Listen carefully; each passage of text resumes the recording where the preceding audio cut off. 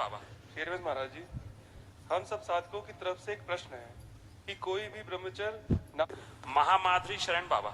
शेरविंद महाराज जी, हम सब साधकों की तरफ से एक प्रश्न है कि कोई भी ब्रह्मचर्य नाश की क्रिया ना करने पर भी कुछ दिनों में ब्रह्मचर्य क्षीण हो जाता है, स्वप्न दोष हो जाता है जी।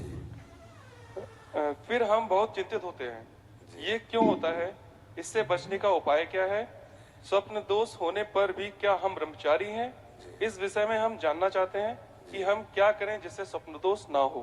जी, हमने जो परमहंस स्थिति को प्राप्त महापुरुष हैं, उन्हीं से बाल्यावस्था में जब घर से निकले थे तो कुछ समय बाद ये प्रश्न किया था।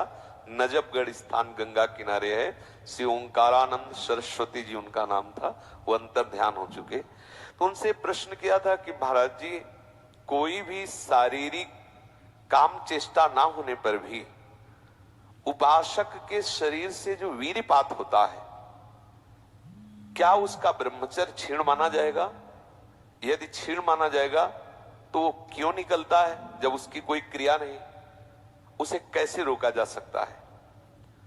तो जो उन्होंने बताया था उस समय साधारण शब्दों में, वीर्य दो तरह से निकलता है।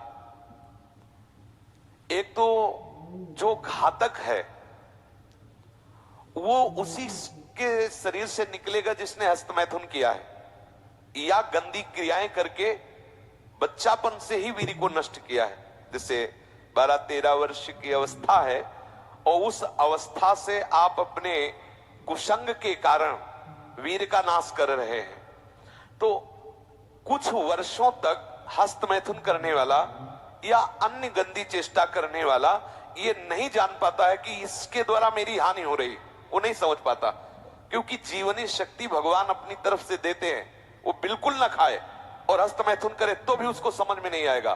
कुछ समय के बाद जब उसकी स्थायी जीवनी शक्ति से क्षीण होना प्रारंभ हो जाएगा, तब उसे वो लक्षण जो हस्तमैथुन करने से नाश ऐसे उस प्रसंग में बताया गया, वो लक्षण उसके जीवन में उत्पन्न होने लगते हैं। अब यदि वो किसी संग के प्रभाव से हस्तमैथुन बंद कर देता है तो उसका वीर्यपात होगा।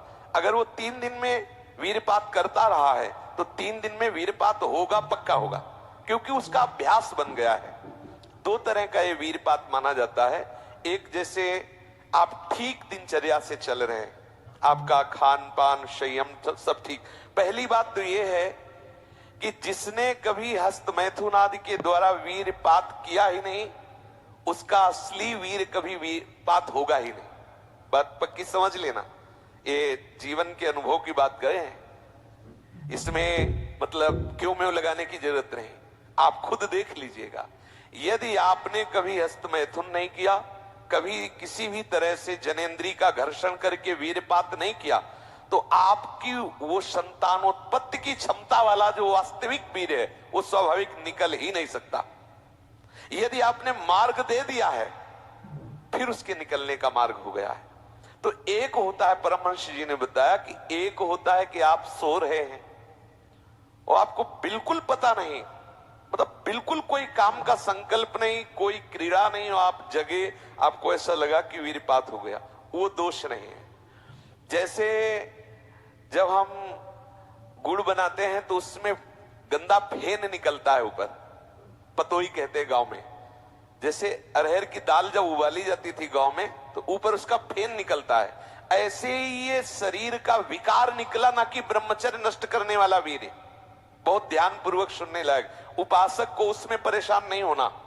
आपको बिल्कुल पता नहीं चला, कोई चेष्टा नहीं हुई, किसी भी तरह की हरकत नहीं हुई और आप जगे और आपको लगा कि वो हमारे वस्त्र गंदे हो गए, तो वो आप ब्रह्मचारी ही हैं। आपके ब्रह्मचार्य का नाश नहीं हुआ, वो जीवनी शक्ति नहीं निकली।